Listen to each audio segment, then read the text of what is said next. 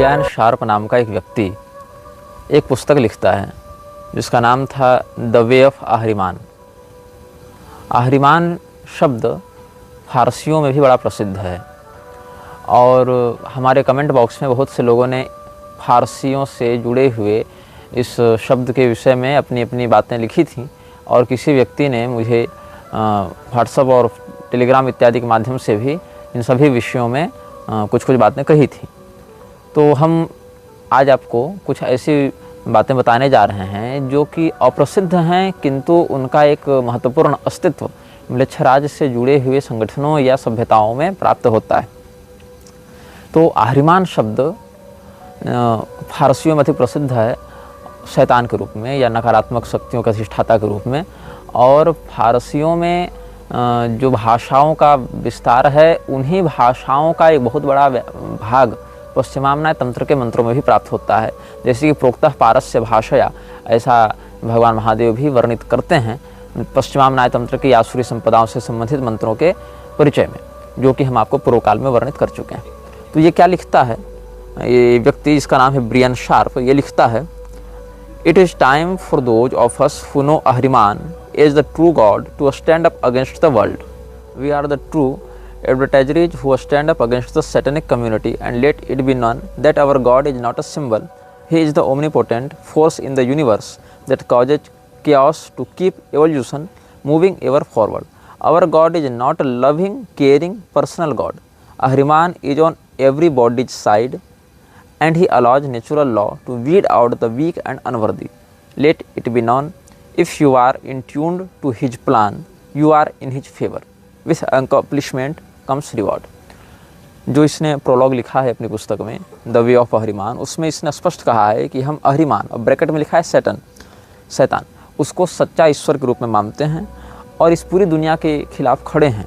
हम लोग उसके सच्चे विज्ञापन करता हैं और ये बताना चाहते हैं कि हमारा ईश्वर कोई प्रतीकात्मक ईश्वर नहीं है। मतलब ये जो आहरिमान को अपने आराध्य के रूप में देखते हैं वो कोई प्रतीकात्मक ईश्वर नहीं है, अपितु वो इस विश्व में सर्वव्यापी है। उसकी शक्ति या उसकी ऊर्जा सभी लोगों को प्रभावित करती है किसी न किसी रूप में, और जो कमज़ोर लोग हैं या जो अपरिपक्व अयोग्य लोग हैं उनको प्रकृति स्वयं नष्ट कर देती है। Survival of the fittest. जो व्यक्ति सक्षम है, जो व्यक्ति ताकतवर है, जो व्यक्ति संघर्षशील है या अपनी योग्यता को सिद्ध कर सकता है समाज में, वही व्यक्ति किसी भी युद्ध में अपने आप को सुरक्षित निकाल सकता है या किसी भी आपदा में सुरक्षित बच सकता है। तो आहरिमान के उपासक वही लोग हैं जो ताकतवर हैं, जो लोग संघर्षशील हैं, और आहरिमान प्राकृतिक बहाव में उन सभी लोगों को मिटा देना चाहता है जो कमज़ोर हैं, दबे कुचले हैं या संघर्ष का सामर्थ्य नहीं रखते हैं। ये इसका दावा है। साथ ही यह कहता है कि हमारा जो देवता या हमारा जो ईश्वर है आहरिमान, इसके लिए वो कोई पर्सनल जैसे सभी लोगों के मान्यता में है कि हमारे ईश्वर हमसे बड़ा प्रेम करते हैं, दयालु हैं, कृपा निधान है, करुणा निधान है, दीन वत्सल है, वैसा नहीं है। ये कठोर नियम पर चलता है। जो ताकतवर है सर्वाइव वही करेगा, जो फिटेस्ट है, सर्वाइवल ऑफ द फिटेस्ट है, इसका नियम है। तो एक शक्ति की परिकल्पना प्राप्त होती है फारसियों में, जहाँ पर अहूरा मजदा की ये बात करते हैं, अहूर मजदा। अब ये स को ह पढ़ते हैं फारसी, सकार का उच्चारण हकार के रूप में करते हैं, इसीलिए अहूरा को आप असुर भी कह सकते हैं, असुर मजदा भी कह सकते हैं। लेकिन असुर मजदा को ये लोग जीवन और संतुलन का देवता मानते हैं। एक प्रकार से मान लें तो इस सृष्टि के रचयिता के रूप में ये लोग देखते हैं। फारसियों में जो एक संभाग कुछ अच्छे लोगों का हो सकता है या जो कुछ मानवता के प्रश्रय में रहते हैं, उसको समर्थन देते हैं, उन लोगों में जो जिसको पॉजिटिव कह सकते हैं, पॉजिटिव पार्ट, वो अहूर मजदा के उपासक होते हैं। 1966 ईस्वी में एंटन लेवी नाम के एक व्यक्ति ने यूरोप के जगत में चर्च के विरुद्ध एक अभियान खड़ा किया था। उसका कहना था कि चर्च वस्तुतः जिसकी पूजा करती है वो ईश्वर नहीं है, वो इस विश्व को नष्ट करने वाली ताकत है और असली ईश्वर तो शैतान है। ऐसा कह के उसने शैतानी पूजाओं को खुलेआम प्रचारित करना प्रारंभ किया और उसके अभियानों को व्यापक रूप से प्रतिबंधित करने के लिए और उसके द्वारा दिए गए भाषणों को दबाने के लिए FBI ने बहुत परिश्रम किया। और 1990 ईस्वी आते आते एंटन लेवी के बहुत से दस्तावेज और बहुत से भाषणों पर अस्थायी रूप से प्रतिबंध लगा दिया गया था।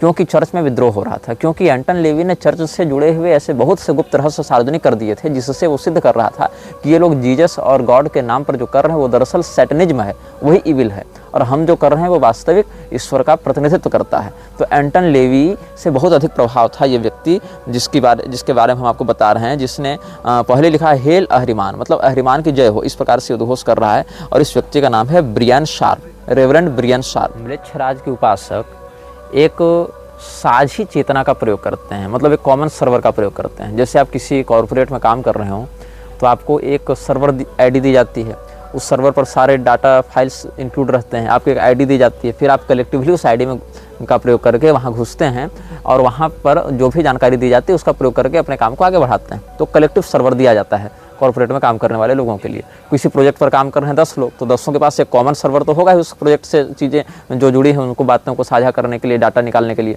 तो वैसे ही यहाँ पर अहरिमान या आर्द्रमलक्ष के जो अनुयायी होते हैं, जो म्लेच्छराज के समर्थक हैं, जिसने उसकी ज्योति की धारणा स्थापित की है, वो जिस कलेक्टिव कॉन्शियसनेस का प्रयोग करते हैं, जिस साझा चेतना का प्रयोग करते हैं, उसका नाम है ईथर।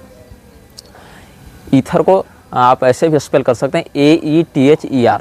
तो ईथर से वो क्या करते हैं अपने आप ईथर का प्रयोग थॉर की भी किसी मूवी में देखे होंगे, हालांकि वो उसका सही चित्रण नहीं है और ईथर नाम का एक वास्तविक तत्व भी एग्जिस्ट करता है दुनिया में, लेकिन ये अपने अंतश्चेतना के तरंगों को आपस में कनेक्ट करने के लिए जिस तकनीक का प्रयोग करते हैं वो ईथर ही कहलाता है। ऐसे ईथरनेट नाम की भी एक तकनीक आती है, वो एक अलग है। तो फारसियों ने इस म्लेच्छराज को अहरिमान के नाम से पुकारा, जैसा कि हम बता रहे थे। और ब्रियन शार्प जैसे लोग जो अहरिमान का खुलेआम प्रचार करते हैं और उसके समर्थन में लोगों को जोड़ने के लिए प्रयासरत भी हैं कई दशकों से, उन लोगों ने अहरिमान को एक नाम दिया है, गॉड ऑफ फ्री विल। मतलब ये उन्मुक्त इच्छाओं का देवता है। और फ्री विल के नाम से बहुत कुछ अभी समाज में चल भी रहा है कि हम क्या पहनेंगे हम खुद तय करेंगे, हम क्या खाएंगे हम खुद तय करेंगे, हम क्या कैसे कहाँ उठेंगे बैठेंगे हम खुद तय करेंगे। तो कुल मिला के ये जो फ्री विल का नाटक है वो व्यभिचार को प्रोत्साहित करने के लिए, बलात्कार को प्रोत्साहित करने के लिए, नशेबाजी को प्रोत्साहित करने के लिए, अश्लीलता को प्रोत्साहित करने के लिए और विविध प्रकार के अवैध तत्वों के व्यापार को प्रोत्साहित करने के लिए प्रयोग हो रहा है। So basically the society is doomed due to the free will of evil people. तो अहरिमान के जो अनुयायी हैं वो लोग इसको स्वतंत्र इच्छाओं का, उन्मुक्त इच्छाओं का देवता मानते हैं, क्योंकि ये किसी चीज़ पर प्रतिबंध नहीं लगाता। मतलब आप जो मन सो खाएं, जो मन सो पिएं, जहाँ मन वहाँ रमण करें, इसी से तो कलयुग बढ़ेगा। उच्छृंखलता ही कलयुग को प्रश्रय देती है। द्यूतम पानम स्त्रिय सूना यत्रा धर्मश्च चतुर्विध। यहाँ तो कोई सज्जन या शिष्ट व्यक्ति जाएगा नहीं, कहीं वेश्यालय में, कहीं मदिरालय में कोई शिष्ट अनुशासित व्यक्ति तो जाएगा नहीं, विवेकी व्यक्ति तो जाएगा नहीं, प्रमादी व्यक्ति ही जाएगा, उच्छृंखल व्यक्ति ही जाएगा। तो उच्छृंखलता को ही ये लोग अपने उपलब्धि के रूप में देखते हैं। इसीलिए अहरिमान चूंकि इन सभी विलासी तत्वों पर कोई प्रतिबंध नहीं लगाता, इसीलिए इसको गॉड ऑफ फ्री विल का इन्होंने नाम दिया। इसी फ्री विल की वकालत करते हुए जो अभी समाज बढ़ रहा है आगे लिबरल बनने की ओर, जिसको लिबर्टी कहते हैं, या ये लोग जो लिबरल्स अपने नाम के आगे लगाते हैं, वोक एक शब्द का प्रयोग करते हैं। वोक मतलब क्या? वेक का पास्ट टेंस में वोक हो जाएगा, तो वोक मतलब हम जग चुके हैं, हम प्रबुद्ध हो चुके हैं, इस प्रकार का वो शब्द दिखाते हैं। वोक कल्चर एक बढ़ रहा है। तो वोक कल्चर जो लिबरलिज्म है वो किस पर आधारित है? फ्री विल पर आधारित है। और अहरिमान को ये लोग गॉड ऑफ फ्री विल कहते हैं। और इसी के एजेंडे को आगे बढ़ाने के लिए विविध प्रकार के उपासना पद्धतियों में फेरबदल करते हैं और अपने गुप्त संस्थाओं से लोगों को जोड़ते हैं। यद्यपि मज़े की बात क्या है कि जैसे अफगानिस्तान में भी चोरी डकैती थी, जब पुलिस प्रशासन थी तब भी तो चोरी डकैती थी। अब तालिबान आ गया है तो चोरी डकैती रुक गई, लेकिन बड़े स्तर पर शुरू हो गई। तो वस्तुतः एक छोटे आतंकवादी को नियंत्रित करने के लिए बड़ा आतंकवादी आता है। जैसे वेन जब अंग के बाद राजा बना था तो उसके राज्य में जो छोटे मोटे चोर डकैत थे वो भाग गए, क्योंकि बड़ा डकैत आ गया है क्षेत्र में। तो बड़ा गिरोह जब आता है तो छोटे गिरोह वाले शांत हो जाते हैं। तो छोटे मोटे प्रेत भूत पिशाचों को कंट्रोल करने के लिए जिनकी परिकल्पना की गई वो एंजल्स हो जाते हैं। एंजल और डीमन दोनों एक ही ग्रुप के हैं वस्तुतः। ये सब म्लेच्छराज के ही अलग अलग कामों को साध रहे हैं। लेकिन होता क्या है, इनमें से एक छोटा ग्रुप है और एक बड़ा ग्रुप है, और बड़े ग्रुप से छोटे ग्रुप की टकराहट होती रहती है। मतलब कह लें तो एक ब्राइट और एक डार्कर ग्रुप है, लेकिन दोनों एक ही तत्व के लिए काम कर रहे हैं, ब्राइटर ग्रुप भी और डार्कर ग्रुप भी। जैसे कुंभकर्ण जब युद्ध के लिए निकलता था तो अपने सैनिकों को भी खा जाता था। आप वाल्मीकि रामायण का अध्ययन करेंगे या और भी प्रामाणिक साहित्य का जो शास्त्र कोटि में आते हैं उनका अध्ययन करेंगे तो क्या देखेंगे कि जब भगवान श्री रामचंद्र जी की सेना के साथ कुंभकर्ण युद्ध कर रहा है तो इतना मतवाला होकर युद्ध कर रहा है कि वानर सेना का भी भक्षण कर रहा है और राक्षसों की सेना का भी भक्षण कर रहा है। तो उसको पता ही नहीं रहता कि हम रावण की सेना को मार रहे हैं कि राम जी की सेना को मार रहे हैं। लेकिन है कुंभकर्ण कौन? वो तो लंका का ही व्यक्ति है, वो तो रावण के लिए युद्ध कर रहा है, लेकिन नुकसान राक्षसों को ही पहुंचा रहा है। ऐसे ही brighter side of angels and darker side of demons में भी यही अंतर है। दोनों काम मृक्षराज के लिए ही कर रहे हैं, दोनों कलयुग को ही बढ़ाने में लगे हैं, दोनों आसुरी तत्वों के ही पोषण में लगे हुए हैं, लेकिन एक दूसरे के विरुद्ध ये प्रतीत होते हैं अपेक्षाकृत दृष्टिकोण से। और सत्ता का संघर्ष चलता रहता है कि हमारे अस्तित्व को, हमारे प्रभाव को, हमारे जो सामर्थ्य शक्तियां हैं उनको समाज जाने, हमारे माध्यम से समाज प्रभावित हो। जैसे आजकल मठों में झगड़ा नहीं चलता मठाधीशों में कि हमारे चेले अधिक हो, तो अलग अलग संप्रदायों के नाम से झगड़ा चलता है, हमारे चेले अधिक हो, हमारे पंडाल में अधिक भीड़ हो, हमारा जय घोष लगाने वाले अधिक लोग हों, लेकिन हैं दोनों अधर्म के ही पोषक, अपनी प्रतियोगिता के चक्कर में धर्म का नुकसान करते हैं। तो ऐसे ही ये लोग भी, जो चर्च में काम हो रहा है, तो कई बार आप देखेंगे कि एक्सोर्सिज्म करने के लिए कोई पादरी आया है, वो किसी शैतान को भगा रहा है, और वो शैतान को भगाने के लिए जीसस का नाम ले रहा है, गॉड की दुहाई दे रहा है, सुलेमान की दुहाई दे रहा है, जबकि ये लोग भी उसी पक्ष के हैं। लेकिन क्या है कि छोटे स्तर के पिशाच को भगाने के लिए बड़े स्तर के पिशाच का आश्रय ये लोग ले रहे हैं, बस इतनी ही सी बात है। अच्छा, अब हम आपको एक इसमें उद्घोषपूर्वक बात बताना चाहते हैं, जो द वे ऑफ अहरिमान पुस्तक में ब्रायन शार्प ने लिखा है। पृष्ठ संख्या देखेंगे आप 29 वहाँ पर एक टॉपिक है जिसमें लिखा है DAEVAS। इसको आप अगर थोड़ा सा सरलीकृत पढ़ना चाहें तो देवाज ऐसे पढ़ा जाएगा, दैव, दैव शब्द से प्रयोग किया जाएगा। लेकिन दैव में the original beings of hello, इनका नाम लिखता है ये व्यक्ति, मतलब जो नरक के वास्तविक लोग हैं। और इसमें 6 लोगों के नाम हैं। 6 का नाम तो नहीं बताएंगे, लेकिन आपको मैं 5वां नाम बताऊंगा जिसमें लिखा है वैदिक इंद्र, जो रैथ है।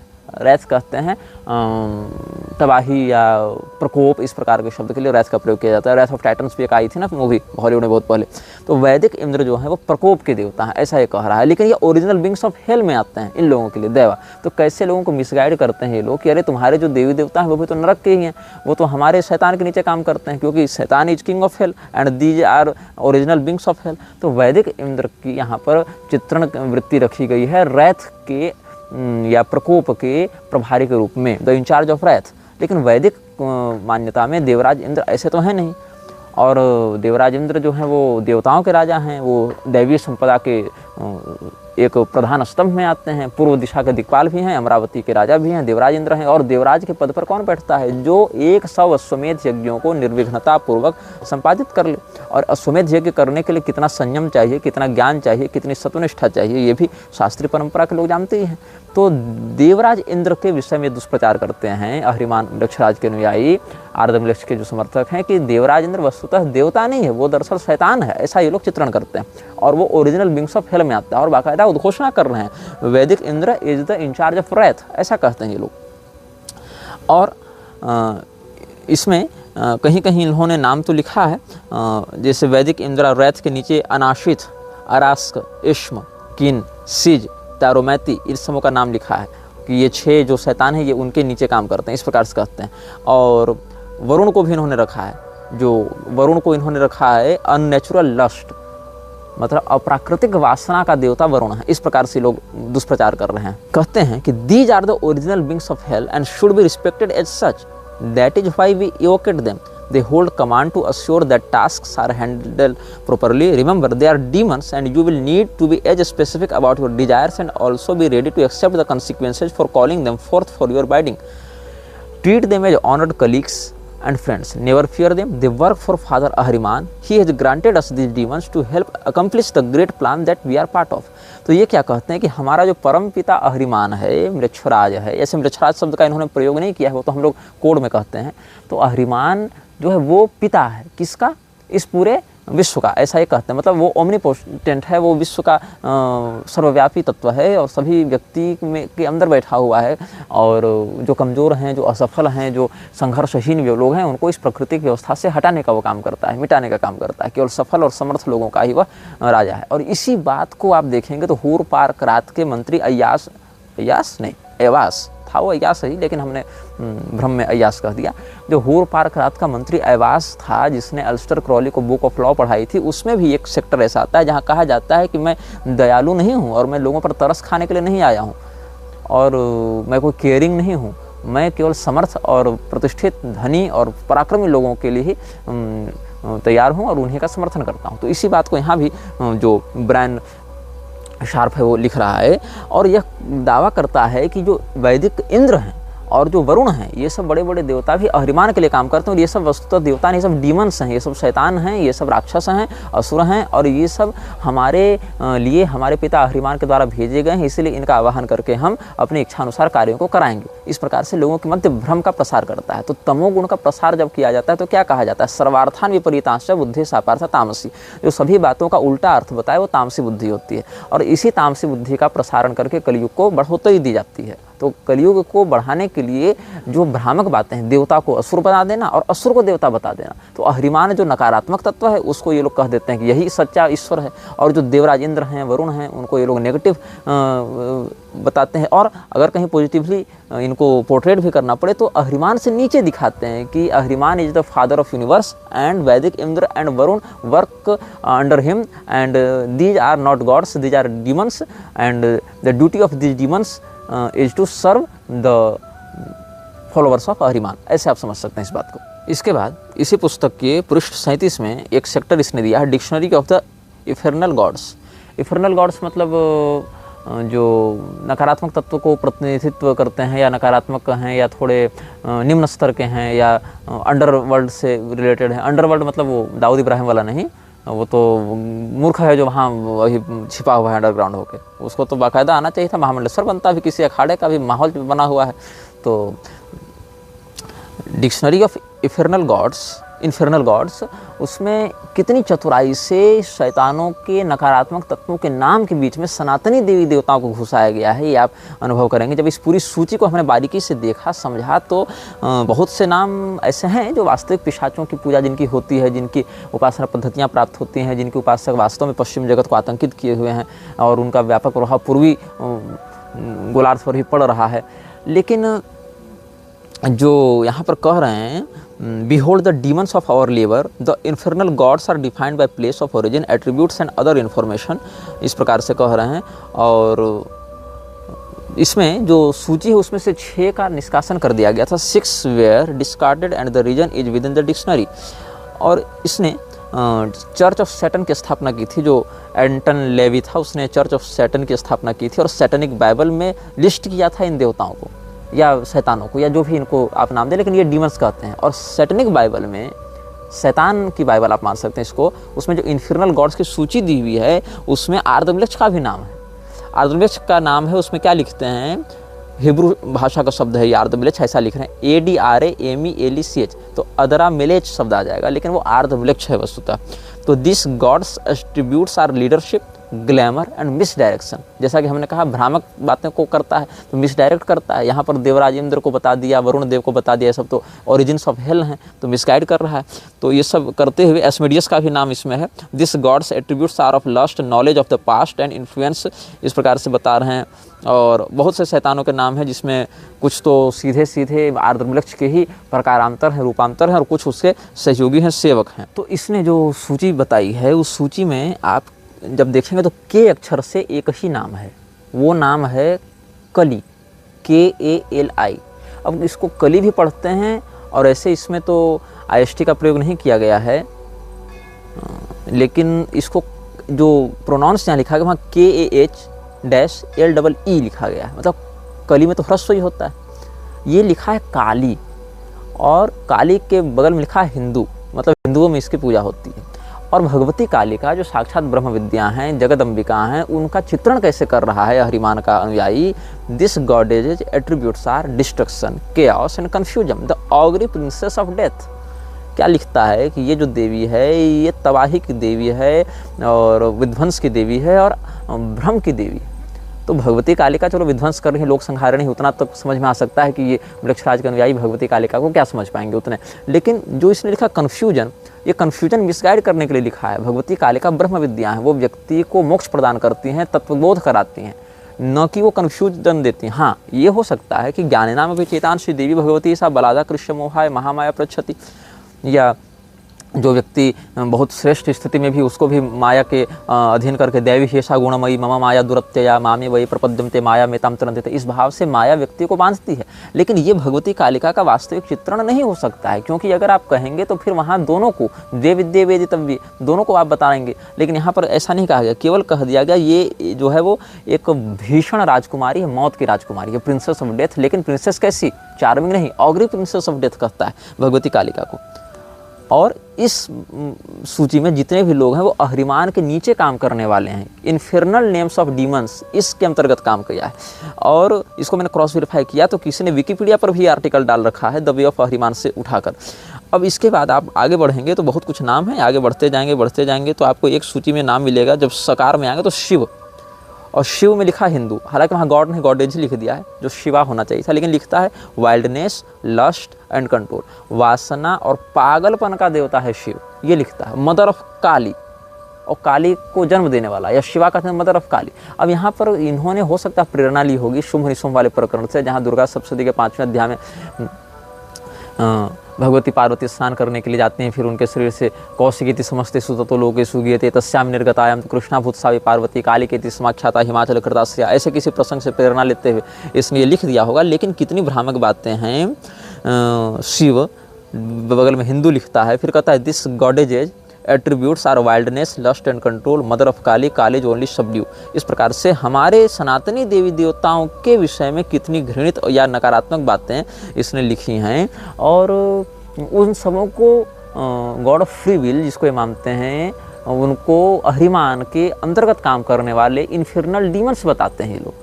जैसे कि आपको अगर अंगद रावण संवाद का स्मरण होगा, या हमारे श्री रामचरितमानस की कथा में भी आपने सुना होगा, पढ़ा होगा अन्यत्र भी, अंगद को रावण धमकी देते हुए कहता है कि देखो तू मुझे राम का भय मत दिखा, ये सब जितने बड़े बड़े देवी देवता हैं सब तो हमारे अधीन काम कर रहे हैं। हमने इंद्र को नियंत्रित कर रखा है, वरुण को नियंत्रित कर रखा है, हमारा जो बाग है वो इंद्र माली के रूप में देखते हैं, हमारा जो छत्र है वो सूर्य चंद्रमा देखते हैं, हमारे द्वार में वरुण देवता झाड़ू लगा रहे हैं और इंद्र ये सब पहरेदारी कर रहे हैं। ये सब मतलब अलग अलग दिक्पालों को वश में करके हम उनसे अपनी सेवा करवाते हैं। तो ये भी रावण अपने समय में असुरी वृत्तियों का, असुरी संपदाओं के विस्तारक के रूप में जाना गया। हालांकि रावण बहुत ऊपर की शक्ति है और वो भगवत इच्छा से ही उस प्रवृत्ति में गया था, लेकिन कम से कम मिजाज तो वही रहता है असुरों का कि हम सभी देवताओं के ऊपर नियंत्रण करें, हम सभी देवताओं के ऊपर राज करें।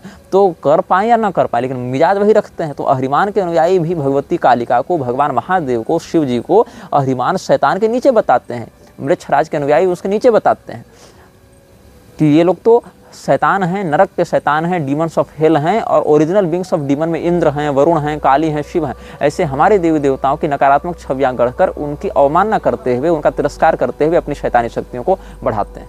अहरिमान के उपासक जब किसी रिचुअल को करते हैं, सामान्यतया जिसको आप हमारी भाषा में समझ लें पुरस्चरण जिसको हम कहते हैं, किसी मंत्र को जगाने के लिए पुरस्चरण किया जाता है। उस मंत्र की एक विशेष अनुशासन की वृत्ति से कुछ विशेष आवृत्ति की जाती है।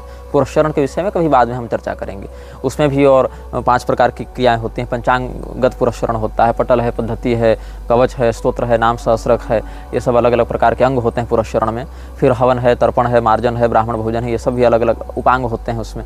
तो ये सब अपने शैतानी शक्तियों को जगाने के लिए जो क्रिया करते हैं, जो आप पुरस्चरण का पर्याय समझ सकते हैं उनके अनुसार, उसमें ये लोग स्पष्ट कर रहे हैं कि 2 प्रकार की मोमबत्तियों का प्रयोग करते हैं, एक काले रंग की और एक श्वेत रंग की। लेकिन श्वेत रंग की मोमबत्ती एक ही हो सकती है और बाकी सारी मोमबत्तियां काले रंग की होंगी। और एक सामने एक वेदी बनाते हैं, वेदी के पर गहरे लाल या काले रंग का वस्त्र बिछाकर ये लोग प्रयोग करते हैं और उतना ही प्रकाश अपने सामने रखते हैं ताकि इनको अपने यंत्र निर्माण में, और जो इंस हैं, इंस कहते हैं, ENN, इंस कहते हैं शैतानी शब्दों को जो एक अलग फ्रीक्वेंसी को जनरेट करके इन डीमंस को अट्रैक्ट करते हैं, तो उसको इन कहा जाता है, ENN।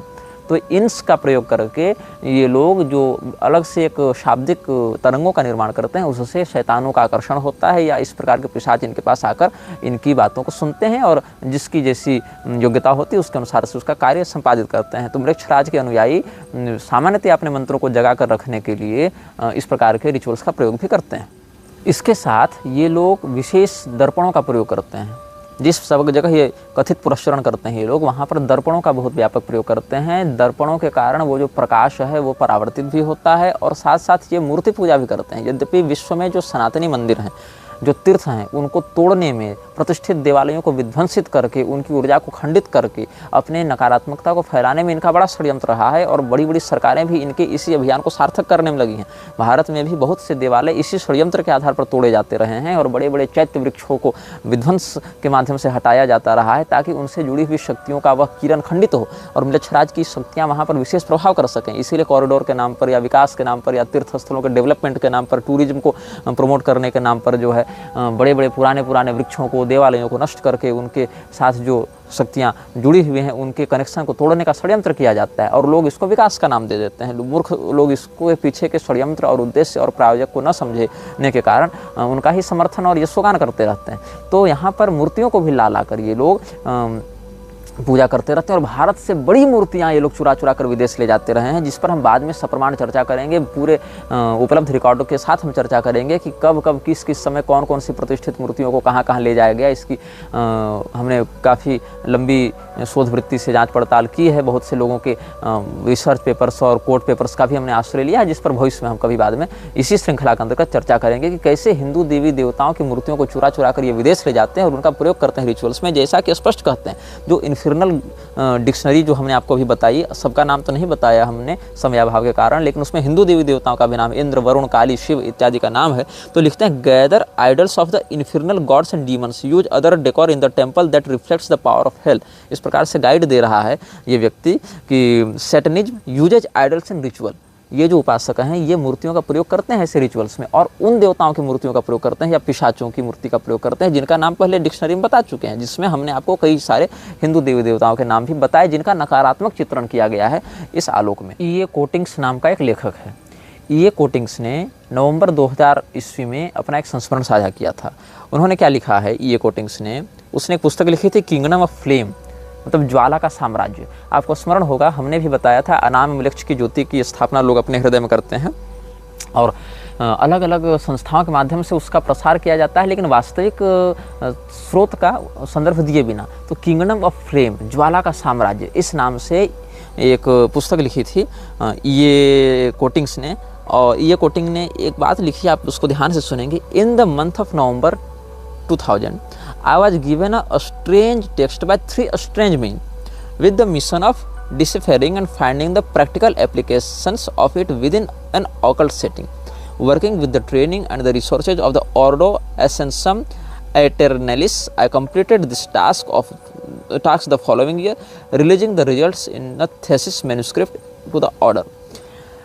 ये कोटिंग्स के पास नवंबर 2000 ईस्वी में 3 अज्ञात व्यक्ति आए और उन्होंने इसको एक पांडुलिपि प्रदान की और कहा कि इस पांडुलिपि में जो लिखा है उसको डिकोड करो, उससे संबंधित पूरी पद्धति का निर्माण करो और हमें दो।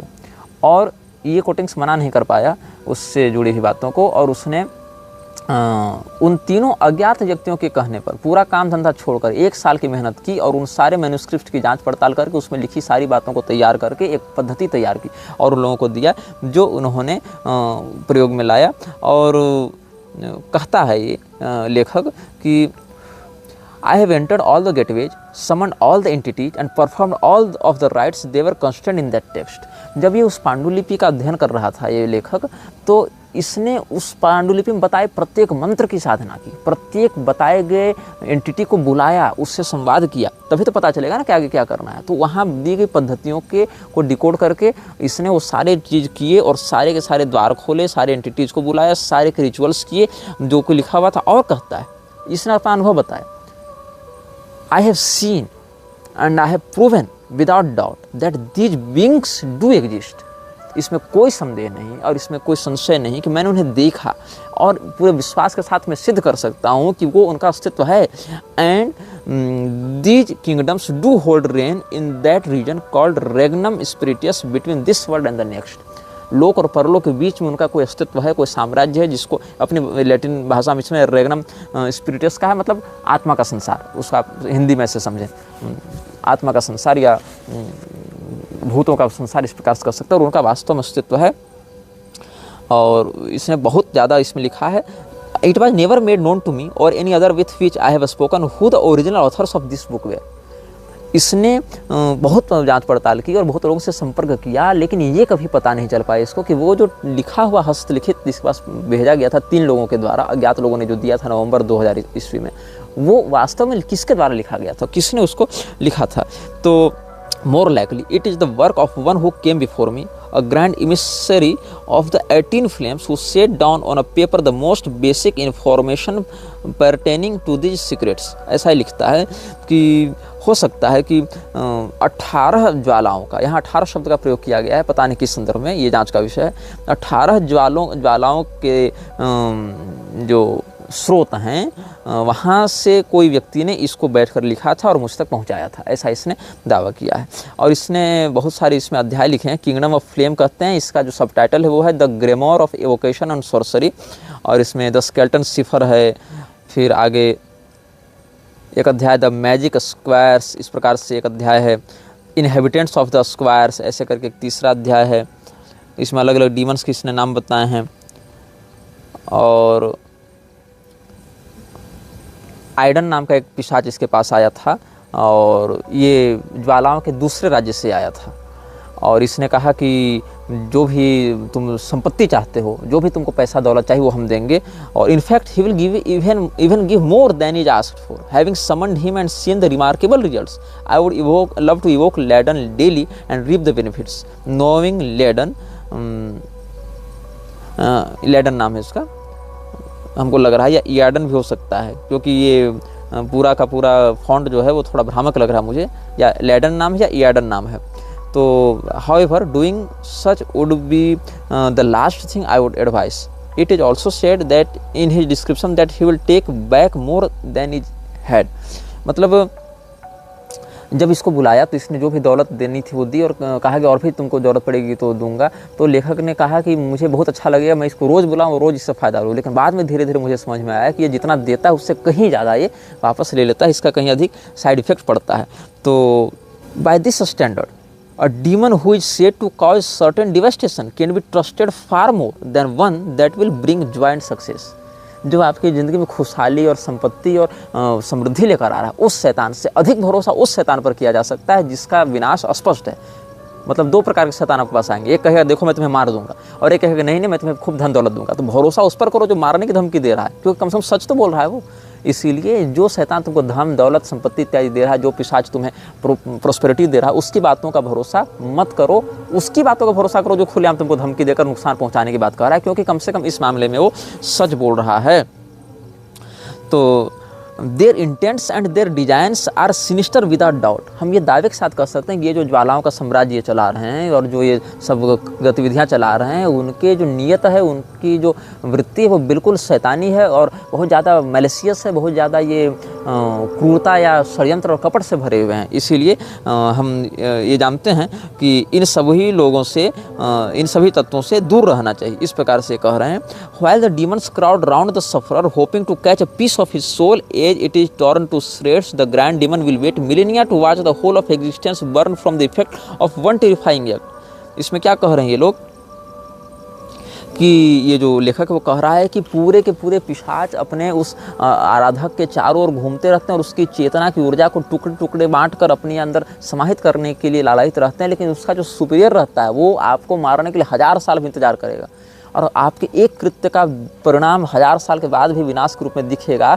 इस बात को प्रतीक्षा करेगा। और पूरे के पूरे बात को वहाँ पर वो सेटअप करके रखता है कि आज जो घटना घटी थी उसका दुष्परिणाम 1000 साल के बाद ही भले मिले, लेकिन हमारे पक्ष में मिले। तो बहुत धैर्य के साथ ये लोग काम करते हैं। तो इस विषय में हम आपको विभिन्न अनुभागों में बताते रहेंगे, और कैसे कैसे इसने अपने जीवन में शैतानों से जुड़े अनुभव प्राप्त किए, और कैसे कैसे मृक्षराज के षड्यंत्र को इसने समझा और उसको प्रैक्टिकल करके उसने देखा, जाना, और उसके बाद उसका क्या निष्कर्ष निकला। इस विषय में हम आगे के अनुभागों में आपको बताएंगे, और साथ ही यह भी बताएंगे कि और भी अन्य किन किन पिशाचों की किन किन बातों से या पद्धतियों से ये लोग आवाहन वृत्ति करके उससे अपने अपने कार्यों को पूरा कराते हैं और मृक्षराज के अभियान को आगे बढ़ाते हैं। यह वीडियो जल्द ही हटा दिया जा सकता है। कृपया थर्ड पार्टी ऐप्स का उपयोग करके डाउनलोड करें। आप इस वीडियो को अपने चैनल पर फिर से अपलोड भी कर सकते हैं।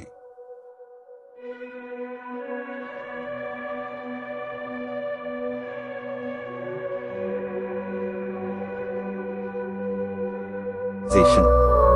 This video may get deleted soon. Please download using third-party apps. You may also re-upload this video on your channels.